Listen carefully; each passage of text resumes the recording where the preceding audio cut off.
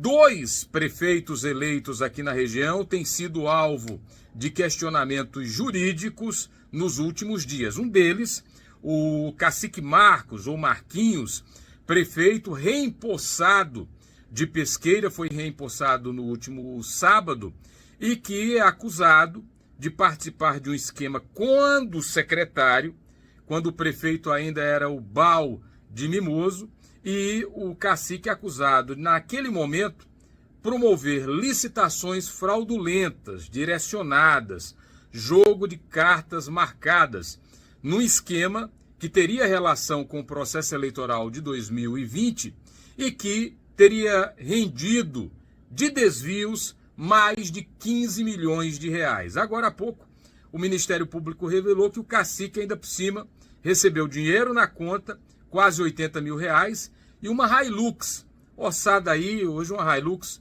a depender do modelo, custa algo em torno de 400 mil, podendo ser um pouco mais, um pouco menos, a depender do modelo.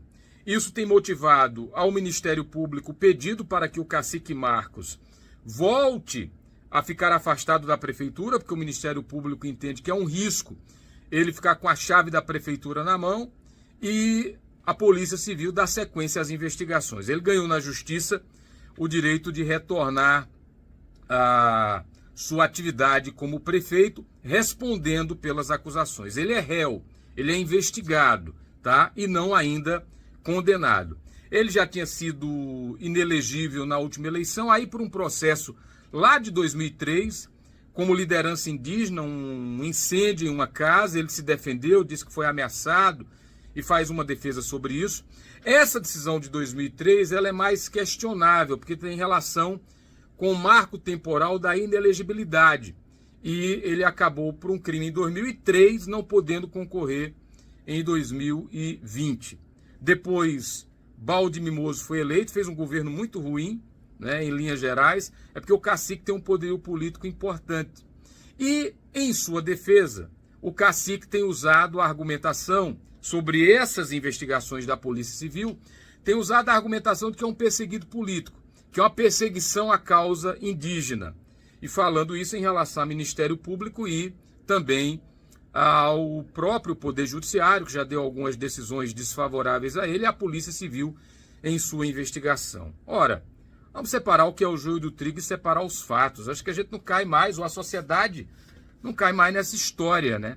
O cacique Marcos, inclusive, foi muito procurado. Eu, particularmente, tenho um programa às quintas-feiras em Arco Verde, pela TV LW e pela Itapuã FM, e há dias a gente tenta ouvir o cacique, quer dizer, quem não deve não teme, tem evitado a imprensa, tem usado apenas veículos que têm alinhamento, ou profissionais que têm alinhamento político para fazer sua defesa, e fica invocando essa coisa da causa indígena. Olha, a causa indígena é algo nobre, a luta dos povos originários, mas isso não pode se misturar com uma acusação séria como a que ele tem sofrido de corrupção. Uma coisa é uma coisa, outra coisa é outra coisa. O fato de estar na luta indígena, na causa dos povos originários, não dá ao cacique Marcos o livre arbítrio para fazer o que está errado. Isso vale para todo mundo. Aí fica com essa história de perseguição política. Da mesma forma agora, o Messias do Denox e a Anny Lira, prefeito e vice de Custódia, que foram cassados em primeira instância por abuso de poder econômico. Acusação que também pesa sobre hoje o secretário estadual Manuca, que teve seus direitos políticos cassados por conta disso, porque usou a máquina, segundo o judiciário, na primeira instância, para favorecer seus candidatos no que seria uma batalha desigual. A disputa eleitoral tem que ter o que a gente chama de paridade de armas, ou seja, quem está na oposição tem que ter a mesma condição de disputa de quem está no governo. Mas a justiça acha que a máquina agiu em favor de Messias do Denox. Há outras investigações em curso na região, e o que vale para Chico vale para Francisco. Todos aqueles que respondem por investigações dessa natureza têm o direito ao contraditório, mas se condenados, têm que responder com o rigor da lei. O Messias do Denox continua prefeito de Custódia e a Anny vice, porque ele pode recorrer no mandato.